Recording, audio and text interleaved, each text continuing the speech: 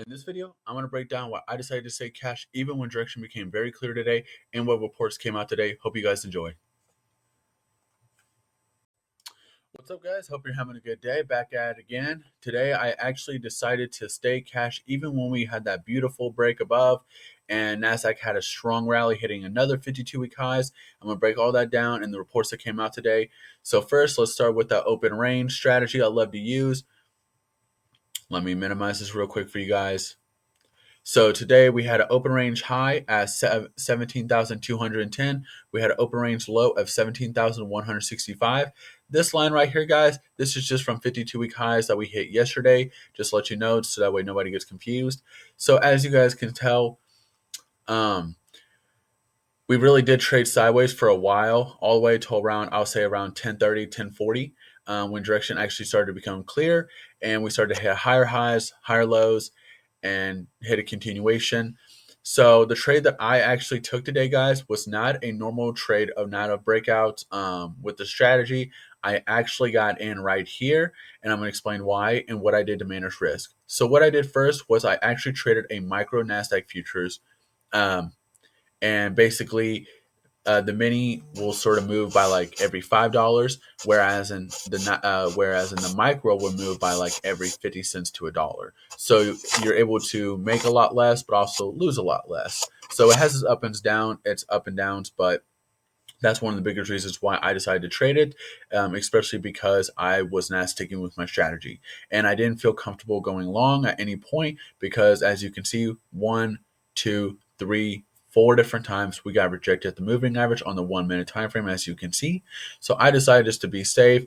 Now, obviously, I took this trade way before all these rejections happened, but right here, I did see we did have a report come out at 10 a.m. It did have a strong push, but then we had a correction.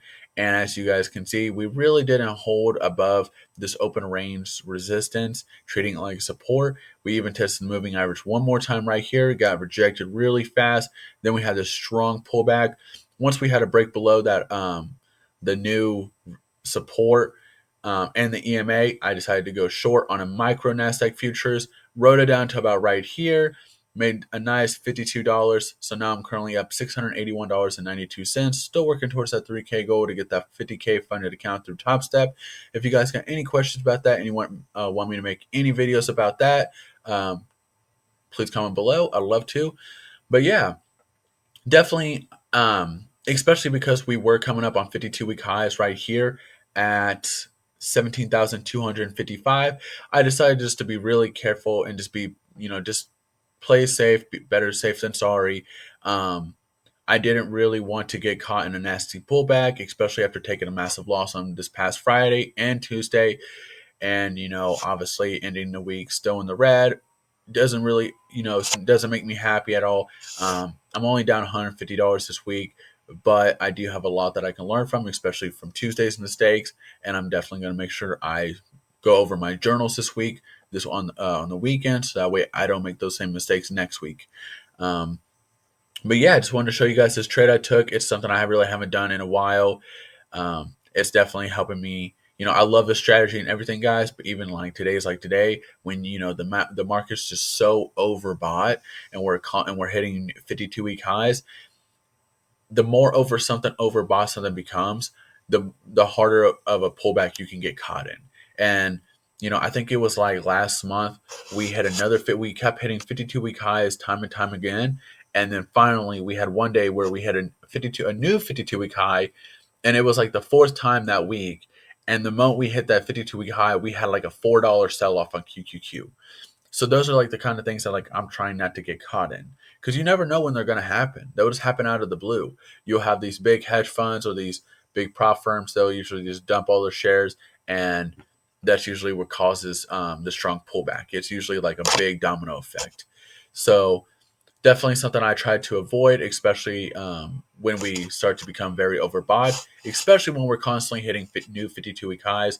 I definitely like to be a little bit careful and just play my cards right. That's why I decided to trade the micro today. $52, $52. It is what it is. Ooh, don't want to do that. But yeah, I just want to show you guys this trade today. Now, the reports that did come out was the University of Michigan sentiment report, and on top of that was the existing home sales. Sales actually came in worse than expected. It was expected at 3.80 million, and it came in at 3.78 million.